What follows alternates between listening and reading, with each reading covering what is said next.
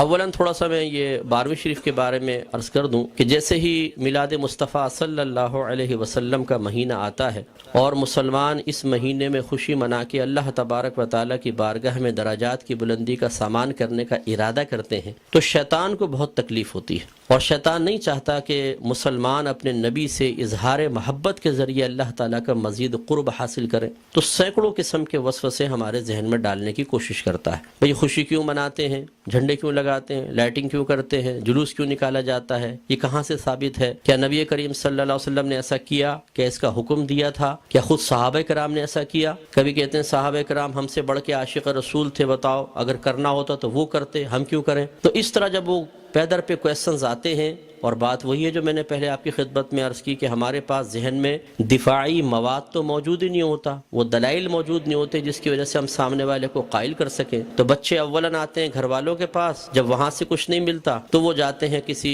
مسجد وغیرہ میں، بعض اوقات وہاں پہ بھی لفٹ نہیں کرائی جاتی۔ تو پھر آج کل علم حاصل کرنے کا سب سے پاورفل ذریعہ ہے سوشل میڈیا، پھر جا کے بیٹھ جاتے ہیں سوشل میڈیا پہ، اور وہاں پہ ہر طرح کا جاہل ترین آدمی بیٹھا ہوا ہے جس کو دین کی الف بے بھی نہیں آتی، اور معذرت کے ساتھ میں لفظ کہوں گا اس کو استنجا کرنا آتا نہیں ہے، اور وہ وہاں بیٹھا ہوا قرآن حدیث کے دلائل دے رہا ہے، اور پھر وہ الٹے سیدھے دلائل پڑھنے کے بعد تو اور انسان کا ذہن گڑبڑ ہو جاتا ہے۔ تو کچھ باتیں بس میں اس کے بارے میں عرض کر کے پھر اپنے بیان کی طرف آؤں گا۔ دیکھیں، میلاد مصطفیٰ صلی اللہ علیہ وسلم کی لغوی بحث کو چھوڑ کر ہم اس لفظ کو بولتے ہیں چند افعال و اعمال کے مجموعے پر کہ یہ میلاد مصطفیٰ منا رہے ہیں۔ مثلا اس میں کھانا کھلانا، سرکار کے فضائل بیان کرنا، نعت خوانی کی محافل ہیں، جھنڈے لگانا، لائٹنگ کرنا، جلوس نکالنا، ان تمام چیزوں کے مجموعے کا نام رکھ دیا جاتا ہے میلاد مصطفیٰ، کہ یہ میلاد مصطفیٰ منا رہے ہیں۔ اور اگر دیکھا جائے تو اصل میں سرکار کی ولادت پاک کی خوشی ہم منا رہے ہوتے ہیں، اس کے لیے طریقہ اختیار کرتے ہیں، تو ان تمام کو کہہ دیتے ہیں جی میلاد کی محفل ہو رہی ہے، میلاد مصطفیٰ منا رہے ہیں۔ تو پہلی بات تو یہ کہ خوشی منانا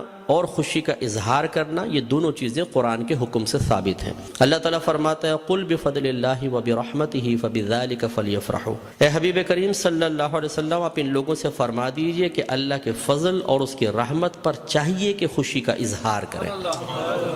کہنے والا کون ہے؟ اللہ تبارک و تعالی۔ اور اگر میں آپ سے پوچھوں کہ اللہ کا سب سے بڑا ہم پر کیا گیا فضل کیا ہے اور اس کی نازل کردہ رحمت کیا ہے، تو ہر مسلمان بے اختیار کہے گا کہ ہمارے نبی کریم صلی اللہ علیہ وسلم سب سے بڑا اللہ کا فضل، سب سے بڑی اللہ کی رحمت کہ ہمارے سرکار کے قدموں سے ہمیں قرآن ملا ہے، ایمان ملا ہے، حتیٰ کہ اللہ تبارک و تعالیٰ نے اپنی معرفت بھی اس وقت تک چھپا کر رکھی جب تک اپنے حبیب کو ظاہر کرنے کا ارادہ نہ فرمایا۔ حبیب کو ظاہر کیا اور پھر اپنی معرفت ہم تک پہنچائی، تو ہم نے تو اپنے نبی کے ذریعے سب کچھ پایا، تو آپ سے بڑھ کر فضل اور رحمت اور کیا ہوگا؟ اور خود اللہ تعالیٰ فرما رہا ہے کہ مسلمانوں کو چاہیے، اے حبیب ان سے فرمائیے۔ یقینی سی بات ہے کہ کافر کو تو مکلف نہیں بنایا جا رہا نا، مخاطب مسلمان ہی ہوں گے، کہ مسلمانوں سے کہیے کہ اللہ کے فضل اور اس کی رحمت پر چاہیے کہ خوشی کا اظہار کریں۔ اور دوسری آیت میں فرمایا وَأَمَّا بِنِعْمَةِ رَبِّكَ فَحَدِّثْ، اور اپنے رب کی نعمت کا خوب چرچا کرو۔ حدث تحدیث سے نکلا ہے۔ تحدیث کا مطلب ہوتا ہے اللہ تعالیٰ کی کسی عطا کردہ نعمت کو کسی کے سامنے ظاہر کرنا، چاہے وہ قول سے ہو، جیسے ہم کہتے ہیں جی اللہ کا بڑا فضل ہے بونڈ لگ گیا، اللہ کا بڑا فضل ہے مکان بنا لیا، اللہ کا بڑا فضل ہے میرے بیٹے کی شادی ہو گئی، یہ ہم نعمت کا اعتراف اور اظہار کر رہے ہوتے ہیں۔ اور اسی طریقے سے مختلف اعمال و افعال سے بھی بعض اوقات تحدیث نعمت ہوتی ہے۔ ایک دفعہ ایک صحابی نبی کریم صلی اللہ علیہ وسلم کی خدمت میں آئے، جو پھٹے پرانے سے تھوڑے کپڑے پہنے ہوئے تھے، مفلوق الحال سے تھے، تو سرکار نے فرمایا کہ کیا تمہارے پاس کوئی مال نہیں ہے؟ عرض کیا رسول اللہ صلی اللہ علیہ وسلم الحمدللہ ہر طرح کا مال ہے، مویشی ہیں، دراہم ہیں، دنانیر ہیں، باغات ہیں۔ تو سرکار نے شاید فرمایا پھر اللہ کی نعمت کا اثر آپ پر ظاہر ہونا چاہیے، اپنے آپ کو ایسا نہ رکھو بلکہ ایسے لباس پہنو، ایسی عادات و اطوار رکھو، ایسا طور طریقہ رکھو کہ لوگ جان جائیں کہ اللہ تعالیٰ نے آپ کو نعمتوں سے نوازا ہے۔ تو بتائیے کہ جب میلاد مصطفیٰ صلی اللہ علیہ وسلم آئے تو کیا ہمیں اپنے نبی کی اس طرح خوشی کا اظہار نہیں کرنا چاہیے تاکہ یہ ظاہر ہو کہ اللہ تعالیٰ نے ہمیں اپنے نبی کی سب سے بڑی نعمت سے نوازا ہے؟ جب عام دولت کے لیے سرکار نے فرمایا تمہیں اللہ نے دولت دی ہے، اس کا اثر تم پہ ظاہر ہونا چاہیے، اس نعمت کا اثر ظاہر ہونا چاہیے، تو بتائیے کہ جب میرے سرکار تشریف لائے اس نعمت کا اظہار کیوں نہیں چاہیے؟ تو یہ دونوں چیزیں قرآن سے ثابت ہیں، تو خوشی منانا اور نعمت کا اظہار کرنا، جب اللہ تعالیٰ نے اس کا حکم دے دیا، اجازت دے دی، تو پھر ہر وہ طریقہ اختیار کرنا جائز ہوگا جس کو قرآن اور حدیث نے منع نہیں کیا ہے۔ یہ اچھی طرح اصول یاد رکھیے، کسی چیز چیز کے جائز قرار دینے کے لیے دلیل نہیں چاہیے ہوتی، کسی چیز کو ناجائز قرار دینے کے لیے دلیل درکار ہے۔ مثال کے طور پر میں آپ سب سے پوچھتا ہوں، جو آپ نے ٹوپیاں پہن رکھی ہیں جائز ہے کہ ناجائز بتائیں؟ بولیں، لائیں، ثابت کریں قرآن و حدیث۔ حضرت ثابت کریں کہ ایسی ہری پٹی نیچے اور اوپر سفید ہو، قرآن حدیث سے ثابت کریں۔ کر سکتے ہیں آپ؟ تو آپ کہیں گے بھی قرآن و حدیث سے اگر میں ثابت نہیں کر سکتا تم یہ بتاؤ کہ یہ جائز ہے ناجائز؟ اگر کہتے ہو ناجائز تم ثابت کر دو، میں نہیں پہنوں گا۔ اس طرح آپ نے چشمے پہنے ہوئے ہیں، آپ اس وقت رات کے تقریباً 9:30 بجے یہاں بیٹھ کر بیان سن رہے ہیں، لائٹنگ ہوئی ہے، یہ پکی چھت کے نیچے آپ بیٹھے ہوئے ہیں، میں مائک پہ بیان کر رہا ہوں، آپ اس کو سن رہے ہیں اسپیکر کے ذریعے، تو کیا یہ سب قرآن و حدیث سے ثابت ہے؟ یقینی سی بات ہے کہ نہیں۔ لیکن کیا یہ منع ہے؟ جب منع نہیں ہے تو پھر جائز ہے۔ یہ پہلا اصول یاد رکھیے گا۔ تو اگر کوئی آپ سے کہتا ہے کہ میلاد مصطفیٰ جائز ہے، آپ کہیں بالکل جائز ہے، وہ کہے قرآن و حدیث سے ثابت کرو، آپ کہیں کہ چلو میں بعد میں بولتا ہوں، پہلے تم یہ بتاؤ کہ ناجائز ہے کہ یس، تو تم ثابت کرو۔ کوئی ایک آیت لا کر ایسی بتائیں، کوئی حدیث جس میں اللہ یا رسول نے فرمایا ہو کہ میلاد مصطفیٰ نہ مناؤ، اور جب اللہ تعالیٰ اس کے رسول منع نہ کر رہے ہوں تو پھر آپ اور میں کون ہوتے ہیں منع کرنے والے؟ بعض کہتے ہیں کہ جی سرکار نے ایسا نہیں کیا، صحابہ کرام نے نہیں کیا، نہ اس کا حکم دیا۔ یاد رکھیں یہ بھی کوئی قاعدہ ضابطہ نہیں ہے کہ اللہ کے نبی حکم دیں تو ہم کریں، حکم نہ ہو تو نہیں کر سکتے۔ صحابہ کرام کریں تو ہم کر سکتے ہیں، صحابہ کرام حکم دیں تو ہم کر سکتے ہیں، ورنہ نہیں کر سکتے۔ یہ کوئی ضابطہ قاعدہ نہیں ہے۔ اصل چیز وہی ہے جو میں نے آپ کو بتائی کہ اگر اللہ تعالیٰ اس کے رسول نے منع کیا ہے تو منع ہوگا، اور اگر منع نہیں کیا تو بالکل جائز ہوگا۔ اب میں اس کی آپ کو تھوڑی سی مثالیں بتاتا ہوں۔ دیکھیں آپ کی مسجدوں پہ گنبد اور مینار بنتے نہیں بنتے؟ آپ پوچھیں، کویسچن کریں، ہر مکتب فکر کی عبادت گاہ کے اوپر گنبد اور مینار ہے، کیا اللہ کے نبی نے اس کا حکم دیا تھا؟ صحابہ کرام نے حکم دیا؟ یا اللہ کے نبی نے بنائے یا صحابہ نے بنائے؟ نہیں، یہ بہت بعد کی ایجادات اور ہر مسجد کے اوپر ہیں۔ یہ کیسے بدعت اور ناجائز کیوں نہیں ہو جاتے؟ قرآن پاک پہ زبر زیر پیش سرکار کے دور میں نہیں تھا، نہ صحابہ کے دور میں، بہت بعد میں لگے ہیں۔ 6 کلمے سرکار کے دور میں باقاعدہ اس طرح مرتب شدہ نہیں تھے، یہ بعد میں ہے۔ ایمان مفصل، ایمان مجمل پہلے نہیں تھی، یہ بعد میں ہے۔ اور اگر سرکار کے ہی دور کو لے لیں، سرکار نے قرآن کو مجتمع نہیں کیا تھا، صدیق اکبر کے دور میں ہوا ہے۔ سرکار کے دور میں، صدیق اکبر کے دور میں تراویح 20 رکعت ایک امام کے پیچھے نہیں ہوتی تھی، عمر فاروق رضی اللہ تعالیٰ عنہ نے کی ہے۔ اور ان پہلے 3 ادوار میں جمعے کی صرف ایک اذان ہوتی تھی جو اذان ثانی کہلاتی ہے۔ پہلی اذان حضرت عثمان غنی رضی اللہ تعالیٰ عنہ نے ایجاد فرمائی ہے۔ یہ ایک بازار تھا، وہاں پر ایک مقام زورہ تھا۔ جب مدینے میں وسعت پیدا ہوئی، اذان ہوتی تھی، دور تک آواز نہ پہنچ پاتی تھی، لوگوں تک اعلان نہ پہنچ پاتا تو آنے میں دیر ہو جاتی تھی، تو پھر آپ نے فرمایا کہ ہم ایک اذان اور شروع کریں گے جو اصل اذان سے، جو دوسری اذان ہے اس سے آدھے پونے گھنٹے پہلے بازار کے پاس ہوگی، تاکہ لوگ ہوشیار ہو جائیں اور جمعے کی تیاری کر سکیں۔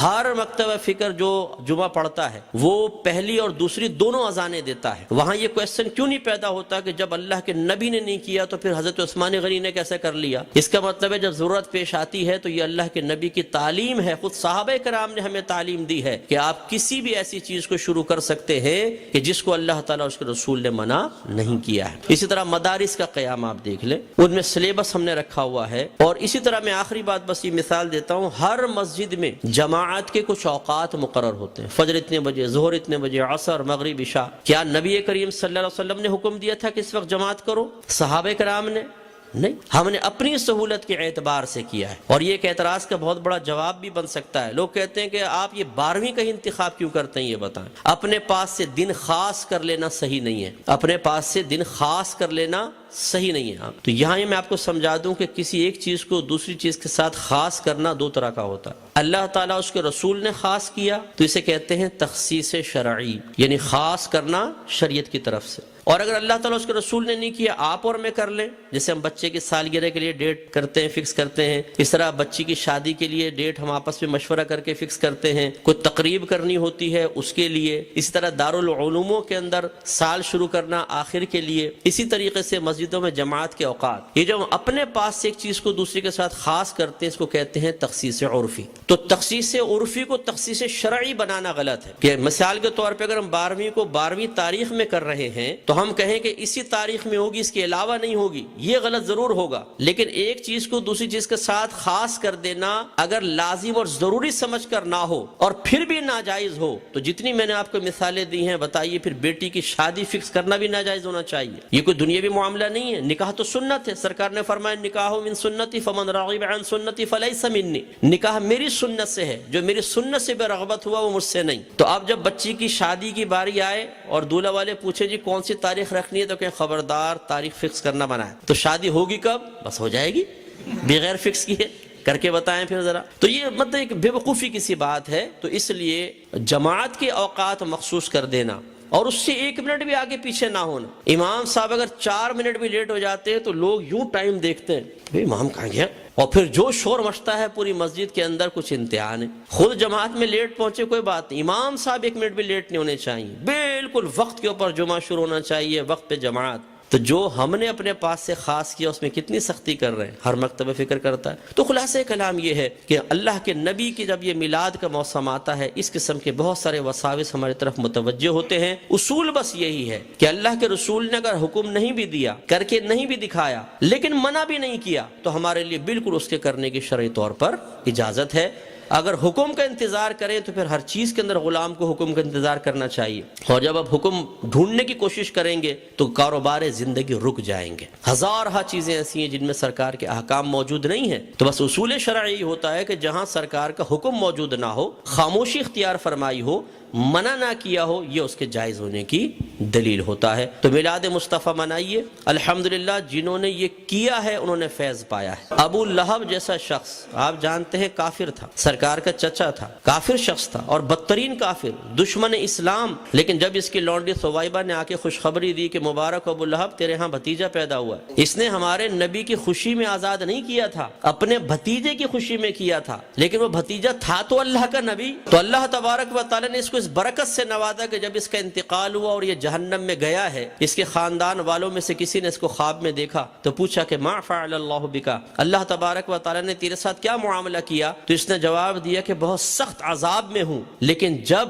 میں اس انگلی کو اپنے منہ میں لیتا ہوں کہ جس سے میں نے اپنی لونڈی کو آزاد کیا تھا، تو اللہ تبارک و تعالی اس سے پانی جاری فرما دیتا ہے۔ تو شیخ عبدالحق محدث دہلوی رحمۃ اللہ علیہ فرماتے ہیں لوگوں غور کرو، ایک دشمن تو ہمارے نبی کی خوشی منا کر جہنم میں راحت پائے، تو پھر ہم اگر اپنے حبیب کا میلاد منائیں، ان کی خوشی منائیں تو کتنی راحت پائیں گے۔ اور جب میرے سرکار صلی اللہ علیہ وسلم پیدا ہوئے تو خوشی تو اللہ نے بھی اس کا اظہار فرمایا، خوشی کا اظہار فرمایا، انعامات دیے، مبارکبادیں ہوئیں۔ آپ تاریخ اٹھا کے پڑھیں، جب میرے آقا صلی اللہ علیہ وسلم کی ولادت ہوئی، ہر پرندے اور ہر جانور نے ایک دوسرے کو مبارکباد دی ہے کہ ہمارے نبی پیدا ہو گئے۔ فرشتے ایک دوسرے کو مبارکباد دے رہے تھے، حدیثوں کے اندر موجود ہے، فرشتے مبارکباد دے رہے تھے۔ اور اس زمانے میں جتنی حاملہ عورتیں تھیں اللہ تبارک و تعالی نے سب کو بیٹوں سے نوازا، اور وہ قحط سالی کا دور تھا، لیکن جب میرے آقا صلی اللہ علیہ وسلم پیدا ہوئے تو عرب کہتے ہیں کہ اتنی فصلیں ہوئیں، اتنا چارہ ہوا، اور ہمارے اونٹ چارہ کھا کھا کے اتنے موٹے ہو گئے کہ ہمیں خوف ہوا کہ شاید یہ چربی کی شدت سے پٹ پڑیں گے، اتنا اللہ نے نعمتوں سے نوازا ہے۔ تو خلاصہ کلام یہ ہے کہ میرے آقا صلی اللہ علیہ وسلم کی میلاد مصطفیٰ منانا یہ بہت بڑی سعادت کی بات ہے۔ وسوسوں سے قطع نظر خوشی کے ساتھ میلاد مصطفیٰ منائیں، انشاءاللہ برکت حاصل ہوگی۔